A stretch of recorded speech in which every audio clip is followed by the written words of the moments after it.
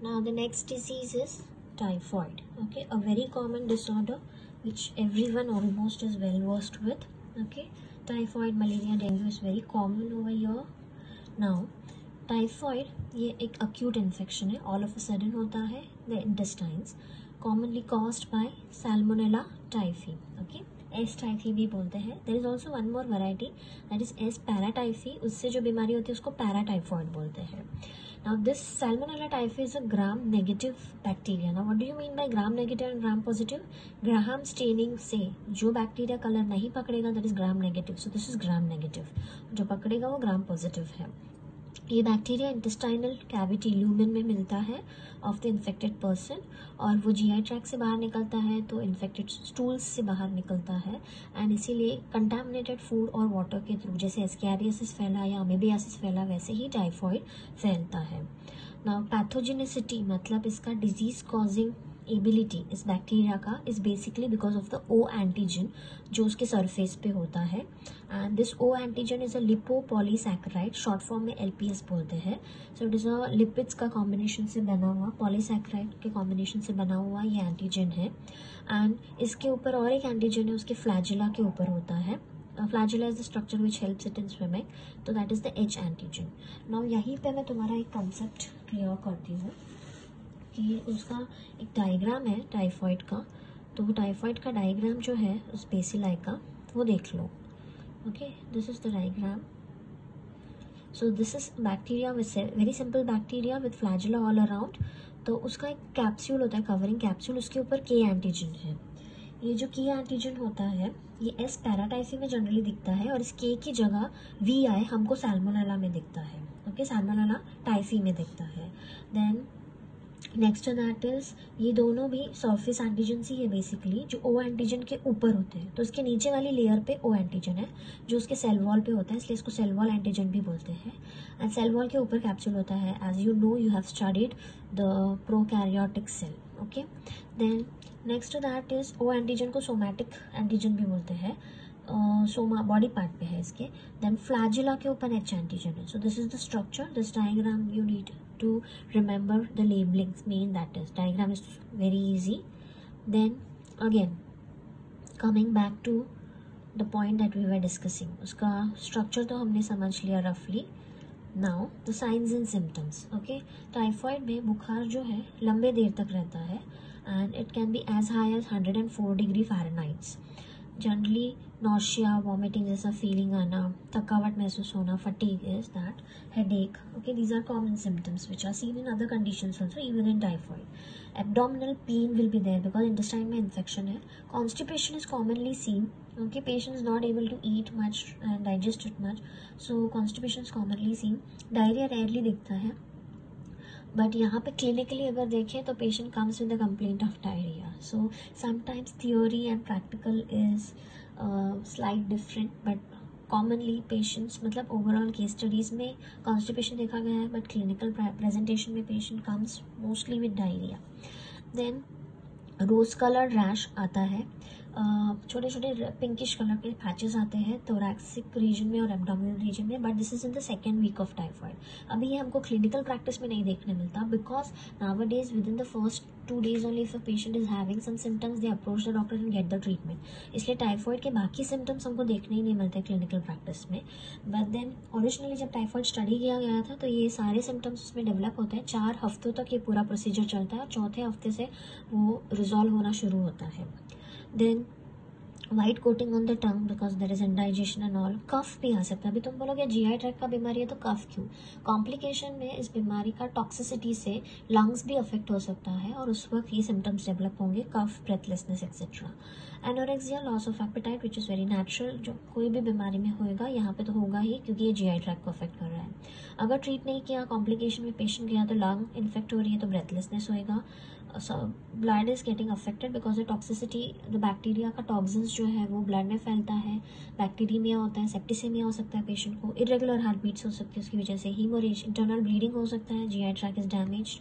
Then mode of transmission through contaminated food and water. Then house fly और cockroaches भी इसके लिए responsible है, क्योंकि वो फीकल मैटर या ट्रैश पे, गंदगी पे बैठते हैं और उस बैक्टीरिया को वहाँ से फिर से वो हाउस फ्लाई आके खाने पे बैठेगी या कॉकरोच आके खाने पे घूमेगा, तो ओपन फूड के कॉन्टैक्ट में आने से it can contaminate the food with the bacteria and through that food the bacteria can come into us. Poor hygienic habits, okay, self cleanliness अगर उस पर हम ध्यान नहीं देते हैं, not washing our hands properly before consuming food और before cooking food, after coming from outside, after playing with what do we say in kids, after playing outside in the mud and all. Then poor sanitation, मतलब हम लोग environmental hygiene maintain नहीं कर रहे हैं, open defecation हो रहा है, प्रॉपर सीवेज डिस्पोजल नहीं है, so these are all responsible for typhoid. Okay, so basically we can see now कि कितनी सारी डिसऑर्डर्स हाइजीन से रिलेटेड है. If you maintain hygiene and sanitation, most of the diseases will be prevented and prevention is always better than cure. Then diagnosis and treatment. Vidal test is the test which is used for diagnosis of typhoid. It is a blood test. Okay, उसमें antibodies को हम detect करते हैं, titration है, उसका values आता है and you come to know whether typhoid is there और not. But unfortunately Widal test बहुत बाद में पॉजिटिव होता है, तो फर्स्ट वीक में विडाल के ऊपर हम रिलाई नहीं कर सकते हैं. फर्स्ट वीक में वो जनरली नेगेटिव आता है even if the patient is having typhoid. Then treatment of the typhoid, तो यहाँ पे एंटीबायोटिक्स तो हम लोग देंगे ही. Chloromycetin is a helpful drug जो इस बैक्टीरिया को मारने में हेल्प करेगा. अनदर ट्रीटमेंट इज जिसको बार बार टाइफॉइड हो रहा है ना, उसमें ये ट्रीटमेंट किया जाता है कि इसका गॉल ब्लैडर ही निकाल देते हैं सर्जिकली. क्यों? देयर इज़ अ रीज़न, क्योंकि टाइफॉइड बैक्टीरिया है ना उधर जाके सेटल होता है, तो बार बार हमको इन्फेक्ट कर सकता है, क्योंकि गॉल ब्लैडर से बाइल के थ्रू फिर से इंटेस्टाइन में आएगा, इन्फेक्शन बढ़ाएगा. तो उस केस में ये करेंगे, not in all the cases of typhoid, remember this.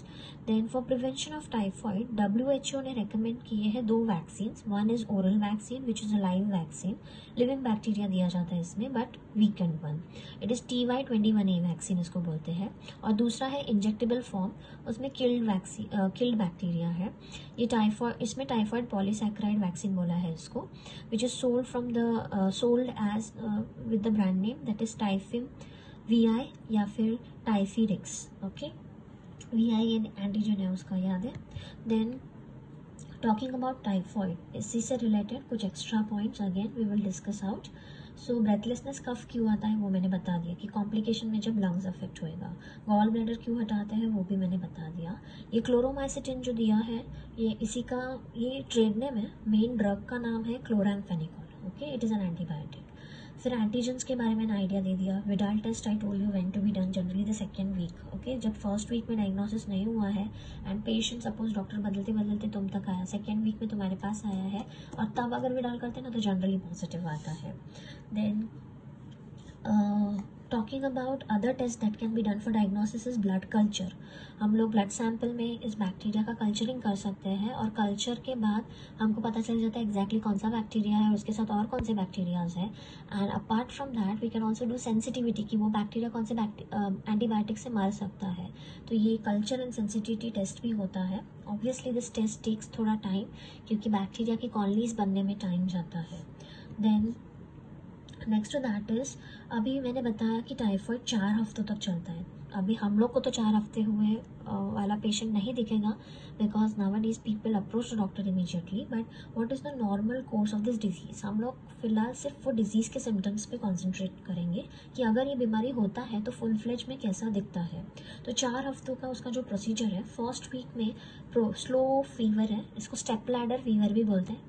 बढ़ेगा फिर उतना ही रहेगा, नीचे नहीं जाएगा, फिर से बढ़ेगा फिर उतना ही रहेगा, फिर से बढ़ेगा, ऐसा ऐसा करते करते 104 डिग्री फ़ारेनहाइट तक पेशेंट का फीवर मैक्स जा सकता है.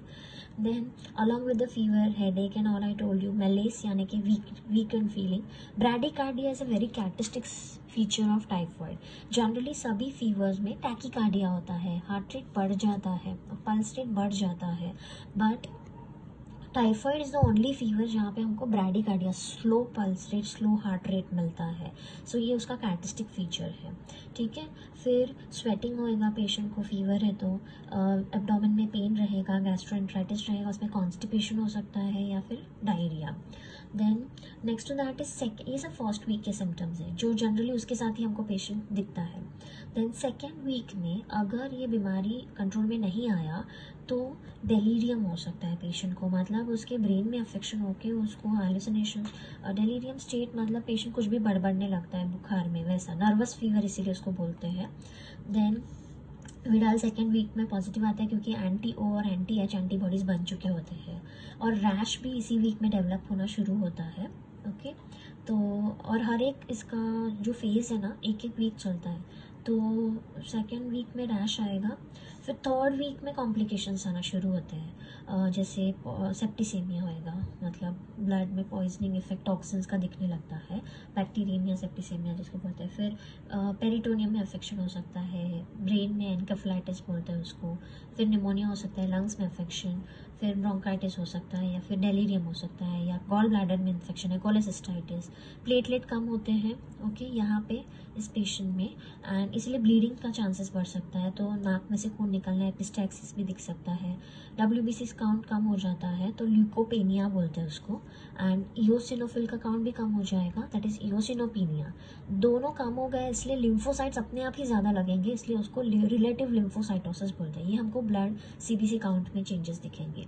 फिर फोर्थ वीक ऑनवर्ड्स फीवर धीरे धीरे सबसाइड होता है, एंड देन अगर पेशेंट तब तक सर्वाइव कर गया तो फिर वो इसमें से रिकवर हो जाएगा फोर्थ वीक ऑनवर्ड्स। लेकिन अगर नहीं कर पाया एंड कॉम्प्लिकेशंस में अगर उसका हेल्थ और ज़्यादा ख़राब हो जाता है तो patient can die because of typhoid. फिर other names given to this typhoid disease is gastric fever भी बोला है, पुराने ज़माने में इसको ये सब नाम थे, नाउ तो we know it as typhoid only. फिर इसको एब्डोमिनल टाइफस भी बोला था, टाइफस ये वर्ड उन्होंने टाइफस बीमारी उससे डिराइव किया था, but this is not typhus, typhus is totally different. फिर इन्फेंटाइल इंटरमिटेंट फीवर भी बोला गया, स्लो फीवर क्योंकि धीरे धीरे बढ़ता है, नर्वस फीवर मैंने बताया क्योंकि डेलीरियम होता है, पैथोजेनिक फीवर क्योंकि बैक्टीरिया से हो रहा है। But then finally the name typhoid was given by Louis in the year 1829, and ये नाम टाइफस बीमारी से ही डिराइव हुआ, टाइफॉइड बोला गया उसको। फिर एस टाइफी का स्ट्रक्चर ओके, उसके बारे में कुछ एक्स्ट्रा पॉइंट्स। तो एस टाइफी जो है ओके, उसका मैंने तुम लोग को डायग्राम दिखाया, उसका जो आउटर मेम्ब्रेन है वो लाइपोपॉलीसैकेराइड से बना है जिसके ऊपर वो ओ एंटीजन है, ये उस बेसिकली बैक्टीरिया को प्रोटेक्ट करता है, ये उसका मेम्ब्रेन। वो LPS lipopolysaccharide membrane O antigen plus polysaccharide core plus lipid A से बना है, एंड लिपिड ए जो है वो 2 फॉस्फोराइलेटेड ग्लूकोजामाइन से बना है attach to a fatty acid. This is all the chemical composition, you remember it fine, you don't remember it still fine okay. Now इसमें मेन पॉइंट क्या है कि ये जो लिपिड ए है ना, ये उसका टॉक्सिसिटी डिटरमाइन करता है, एंड जो एनिमल्स के बॉडी में एंजाइम्स है इस फॉस्फेट ग्रुप को हटाने का लिपिड ए के, उन एनिमल्स को इस टाइफॉइड से कोई फर्क नहीं पड़ता, ये जानना हमारे लिए ज़रूरी है। फिर ओ एंटीजन जो है वो रेस्पॉन्सिबल है होस्ट इम्यून रिस्पॉन्स के लिए और एंटीबॉडीज़ बनाने के लिए, ये ओ एंटीजन के अगेंस्ट ही हमारी बॉडी में एंटीबॉडीज़ बनती है।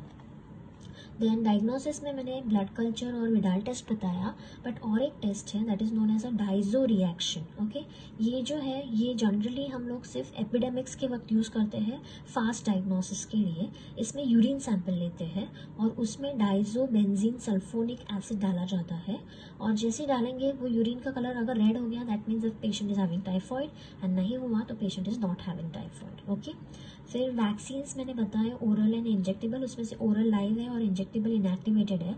ये वैक्सीन्स ऑप्शनल है, इट इज़ नॉट कंपलसरी, और इंजेक्टेबल वैक्सीन तो सिर्फ 2 साल से बड़े बच्चों को या अडल्ट में ही दिया जाता है, एंड इसका रिपीट डोज 2 साल के बाद ही, मतलब एक बार इंजेक्शन दिया या एक बार वैक्सीन दिया तो उसका असर 2 साल तक रहता है, उसका बूस्टर हमको 2 साल के बाद ही देना है, लेकिन ये बूस्टर हम तभी यूज़ करेंगे अगर वहाँ पे एपिडेमिक है या person staying in a zone in a area जहाँ पे टाइफॉइड बहुत कॉमन है। So that's all related to extra information of typhoid.